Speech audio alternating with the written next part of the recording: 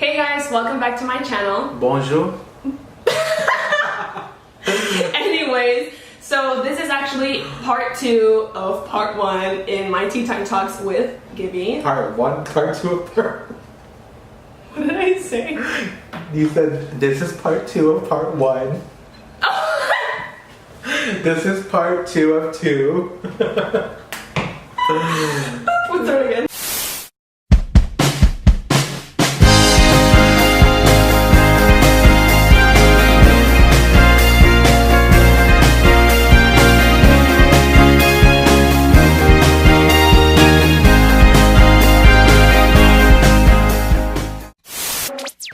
Welcome back to my channel. Gibby's having trouble with his hair, but we're gonna deal with it. Bonjour. Okay, so this is part 2 of my Tea Time Talk series with Gibby, featuring Gibby. We're talking about the LGBT community and questions. In part 1, we talked about his story, his coming out story, and then I asked him a few questions, all that good stuff. So you guys want to check out part 1, I'll be linking it down below.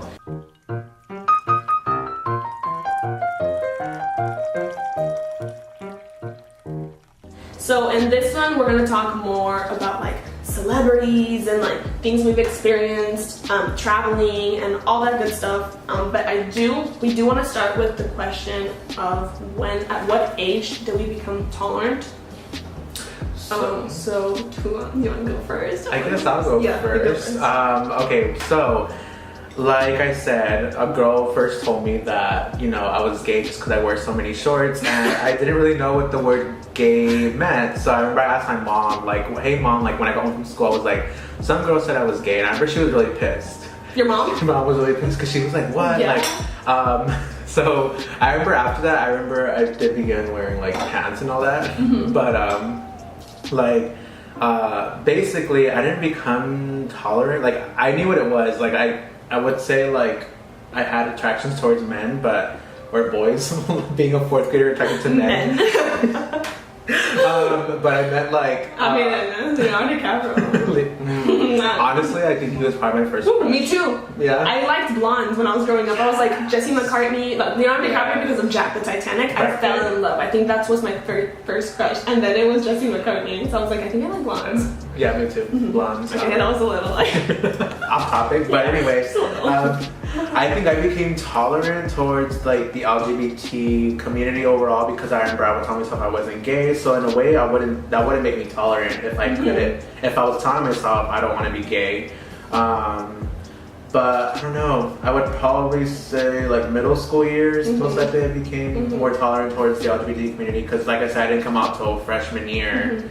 And even then, I still wasn't being fully true to myself. Yeah. So that's a really hard question, but I would say middle school was when I started to accept like the LGBT community as a whole. Like, the idea of it, actually. For me, I don't think I knew before what gays were or all that stuff, but I think until like middle school, that's when you actually start understanding what it means. But like, for example, growing up, like I never really thought people that had like feminine sides, I never thought like different of them because growing up, my mom always had gay friends and they would always come over and they were super nice. There's specifically 2 people that would always like come over and they were my mom's like best friends and all that stuff. Like we mentioned, we did grow up being religious, especially me. I grew up going to a Catholic school and like we're taught all these things. But for me, even though we were taught like it was like this, I don't think we were taught like it was a sin to be gay, but we were taught to be accepting of like everyone. I was raised devout Catholic. I think you were raised Catholic too, right? Yeah, so, I went to Catholic school. If I remember correctly, Catholicism teaches on like love thy neighbor as thyself, and that's how I grew up as a kid. Like I grew up loving it a lot more because of like the teachings they had. At my church, I don't remember ever being told like to my face like or anything like, hey, it's a sin to be gay. I never heard the priest saying it. Maybe he did, and I just wasn't there for that. Yeah, exactly. Service. We were also younger too. Yeah, we didn't really understand. You never know what like they might teach and stuff like that. But I remember before coming out, I was really scared because of how religious our family was. Like we were the kind that would do Lent, Easter's, like Christmas, all like it had to be like we did posadas, all that kind of stuff. So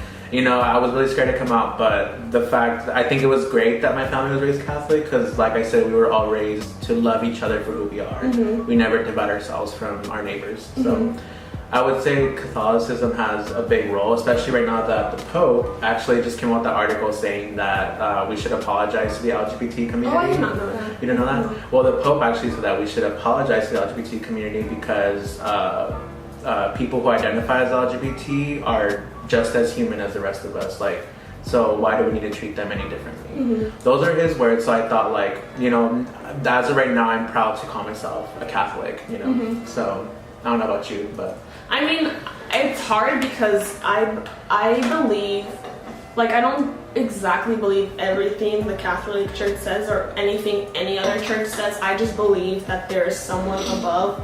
I call it God, Lord, whatever you want to call it. I just know that there's someone above us that's like the great creator, but I don't necessarily believe that I need to pray the Our Fathers and the Hail Marys, and that I need to go to church and get a host for God to be in my heart. Like, I believe that God's in us. There is. So we were talking, me and Gibby were talking about when we went to Italy. So as y'all guys know, I went to Italy and all the videos are there, and you know, Gibby comes out in them. And one of those nights we went to the gay district in Italy.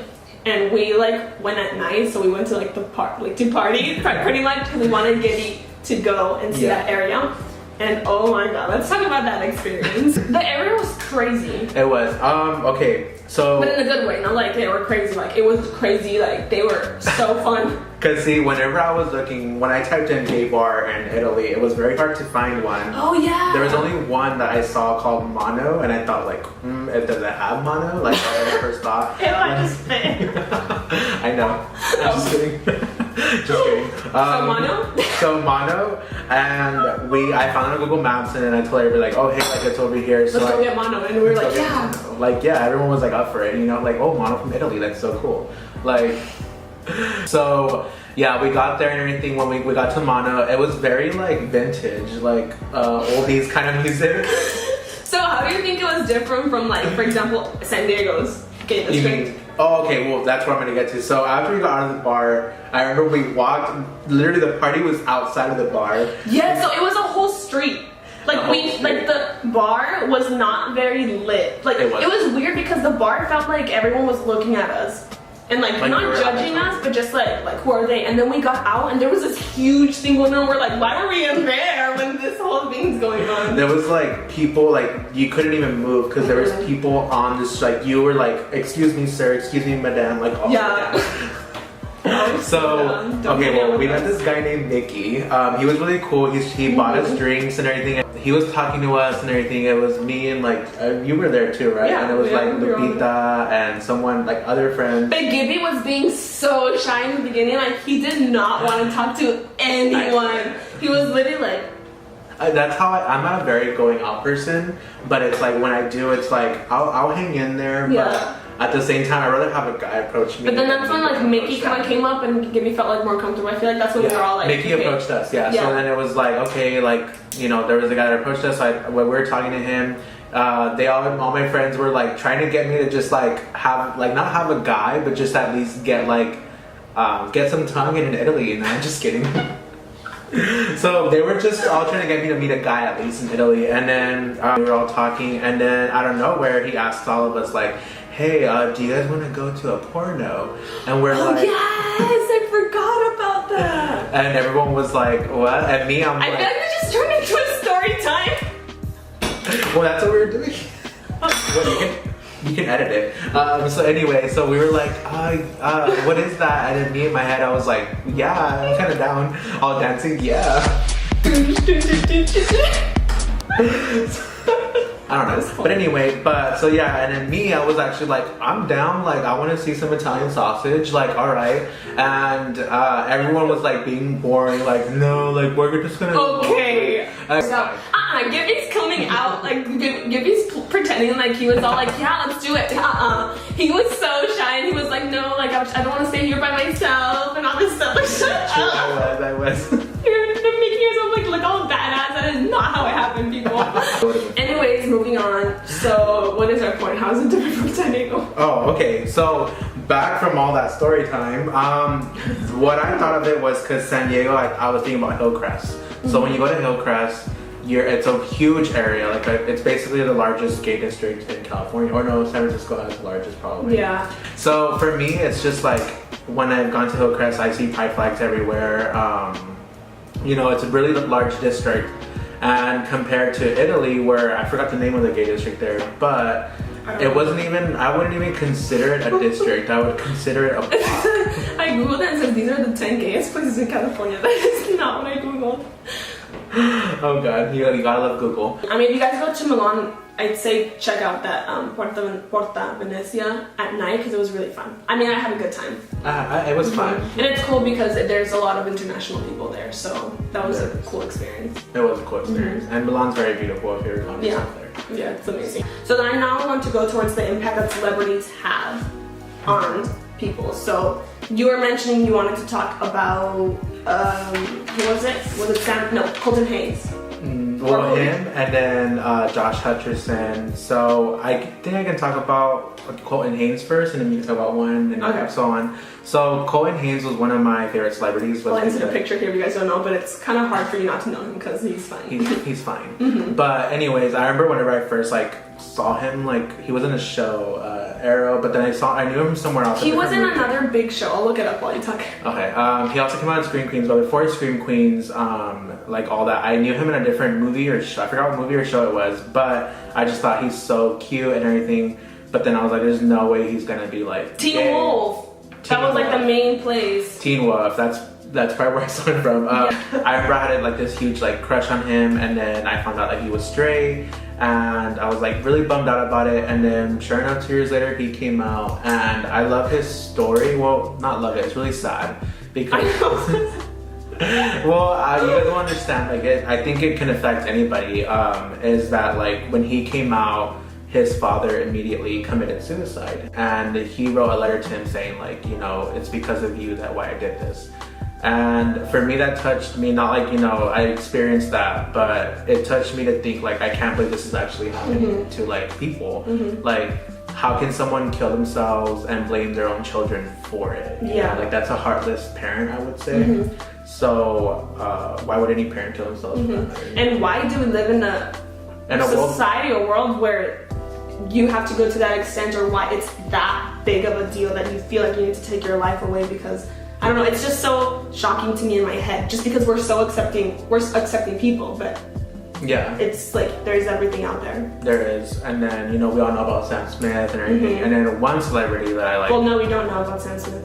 Oh, well, I mean, I know about Sam Smith because I love him, but you were telling me something about him that his manager told him. Oh yeah, his manager didn't want him to come out because he was afraid it's gonna ruin your career and all that. And sure enough, it only made it better. I feel the moral there is just nothing's gonna be better than being a genuine person. Exactly. Just being yourself, that's the way you're gonna succeed the most, because you're just, I don't know, it's why you're gonna pretend to be fake and live a miserable life. I always remember this quote in English: imitation is suicide, and I live by that quote. That's a good one. It's a good one. So anyway, with Josh Hutcherson, he's another one. So everyone knows who Josh Hutcherson is, right? Hunger Games, Bridget, the first movie that made me cry my eyes. No, Little Manhattan. Oh, I love that movie. I thought he was always cute. Me too. It was in a magazine called Out, which Out is known as not the #1 gay magazine, but they have a lot of celebrities who support the LGBT. I've never heard of it. Oh, you should look it up. It's called Out Magazine, OUT. And he came on the cover for it. I'm trying to say maybe 4 years ago.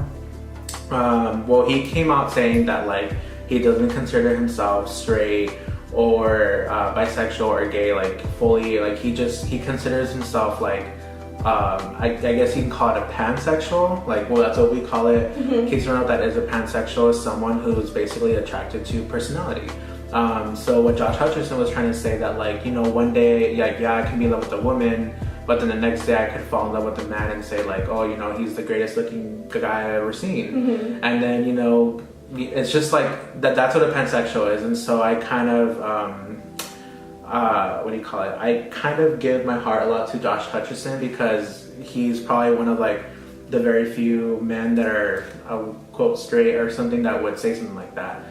A lot of men can't even They have too much pride, I feel. Yeah, like especially in Mexico, like here in the valley, we have a lot of like the machismo kind of thing. Oh yeah. Like, so culture starts coming in, playing a role in it too. Exactly. So what are your favorite celebrities that like? So I don't have like, well, my favorite is Ellen, because if you know her story, she actually had like a really good show. I forgot. Was that yours? I forgot what show it was, like what network it was on, but so Ellen, she always knew she was lesbian, but she also had like a really famous show, and turns out that she came out on her show, and then after she came out, I think it caused a lot of problems, and they like canceled the show, and then a lot of people, like her career went down from that.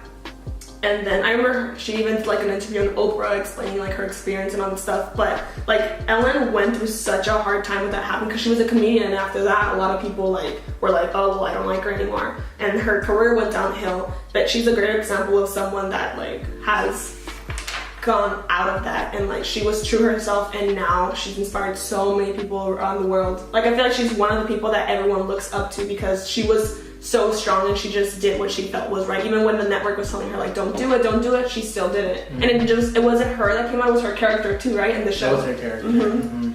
So she's one of them. And then another person I wanted to talk about was Rowan Blanchard. I don't know if I'm pronouncing her name right, but she's actually the girl from Girl Meets World.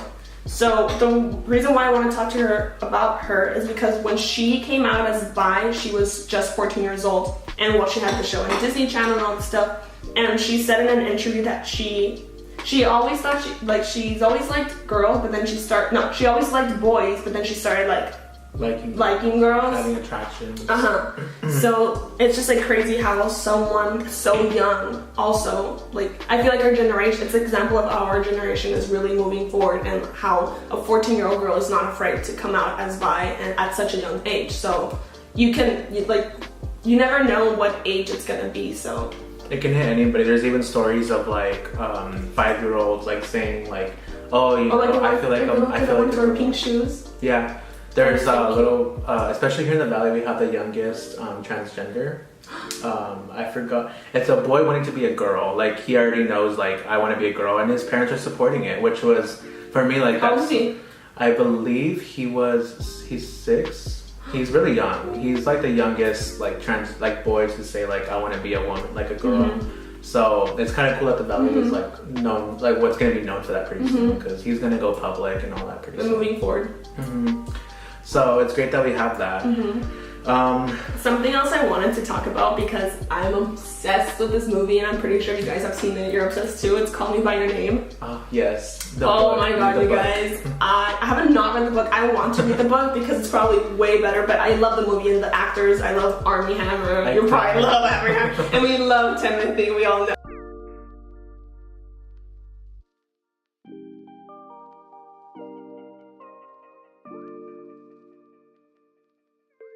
Everyone loves Timothy. I don't think I've met a person that does not like Timothy.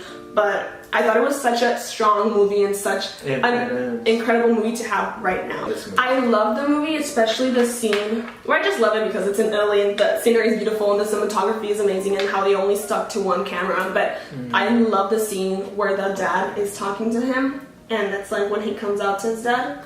And basically the dad comes out to him too. Yeah, true. Yeah. That's true. So it says, we rip out so much of ourselves to be cured of things faster than we should, that we go bankrupt by the age of 30 and have less to offer each time we start with someone new. But to feel nothing so as not to feel anything, what a waste.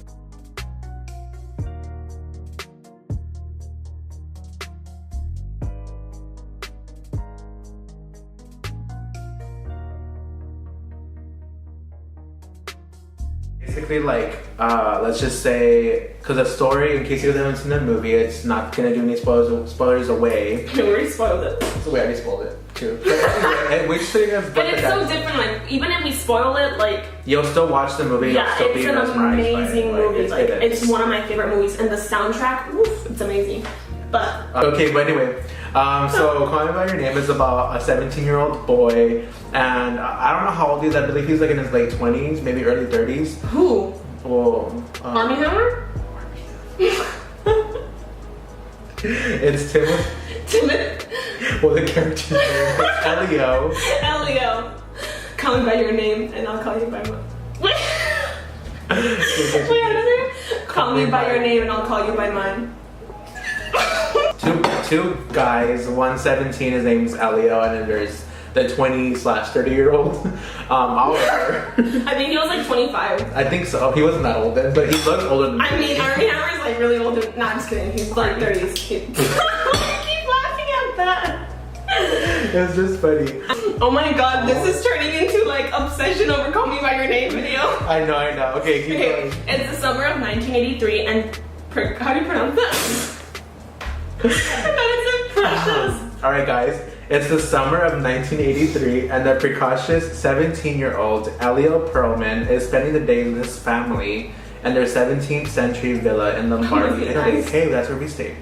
He soon meets Oliver, a handsome doctoral student who's working as an intern for Elio's father. Amid the sun-drenched splendor of their surroundings, Elio and Oliver discover the heady beauty of awakening desire over the course of a summer that will alter their lives forever. I want to watch this movie all over again. Me too. But this movie is very rich in content. It is. But there's tons of LGBT movies out there. There's Love Sign. Yeah. The Blue is the Warmest Color. The Perks of Being a Wallflower. There's so many good ones. So many good movies. We should write down our favorites. We should. Well, if you guys want to follow me, Give Nation, I'll go ahead. I actually want to start doing like a little blog where I start like reading and like writing about like the books that I read and everything. So go follow him so you can encourage him to just get it done. Get it done. But I actually this is a huge rant. But to wrap it up, Gibby wanted to give us some statistics about all of this stuff that we've been discussing for the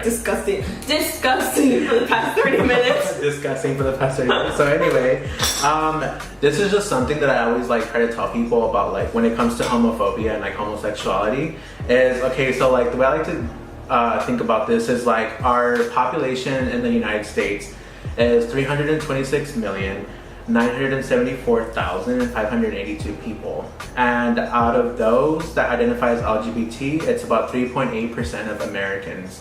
So that's 1.7% that identify as gay or lesbian, 1.8% that identify as bisexual, and about 0.3% that identify as transgender. Mm-hmm. So that means there are about 12,425,034 people who... Don't we love how he memorized all these numbers? I'm just like, where is he whipping up all these numbers like they're not written on his hands? Basically, I like to do this is because I like to say like, well, out of all those people, one way I like to think about this is that 1 in 10 men are gay or bisexual, I would say. With women, I'm not really sure the statistics. I feel like women are more open to their sexuality than men are. But 1 in 10 men are like found to be gay. So that's one thing that I like to think about, like when it comes to homophobia, is just like, you know, you hear the comments from guys mostly like, oh, you know, about, you know, what's the comment you hear from guys normally, or what comment did you hear growing up? About what like just a guy in general, like, oh, that's gay, or, you know, like when they use it as a derogatory wearing pink. Yeah, wearing pink, like I think it's gay. That's like number one. Basically, what I was getting to with the statistics was like how I remember I saw this meme one time where it was saying like that homophobia, like, you know, well, homosexuality actually exists in more than like 50 species, and homophobia only exists in one, humanity. Like, so the way I see it is like, with the statistics is I like to tell people like, hey, like there's more than 12 million LGBT people out there, so you can make a gay joke and it'll hurt someone in the room. I think what we're trying to get at here is be aware. Be aware of your surroundings, be aware of like everything that's going on. I don't know.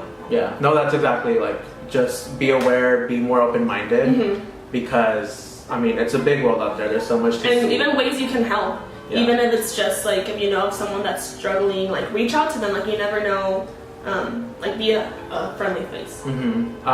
So if you guys ever, like, need any kind of support services, you can always come to us. Like, we're not going to be, like, psychiatrists or therapists. No. But the most we can do is probably just talk to you. And you know, if there's anyone in the valley that sees this video, like I said, reach out to us. We can even go get a coffee. Like, it would be really fun. We would love to meet you and just be a friend. Exactly. So, and don't worry, like, or even in the San Diego area. Exactly. Just in California. Around the world. The international friends. Milan, Libya. This video is getting really long and we apologize. But that's it for our tea time talks video. Wait, were you having more tea today? No, okay, that's it for this tea time talk videos. Hope you guys enjoyed it. We actually had a lot of fun filming it, and if you guys have any other topics, it doesn't even have to be about this, but any other topics you want me and Gibby to talk about, please leave a comment down below. If you want to see him again for another video, comment down below as well. All the info will be, just comment anything you want. We'll leave down our movie suggestions, our information. Make sure to check out part 1 too. And we apologize for making this video so very long, but hope you guys enjoyed it. Thank you for watching. We'll see you guys next time. Bye. Bye.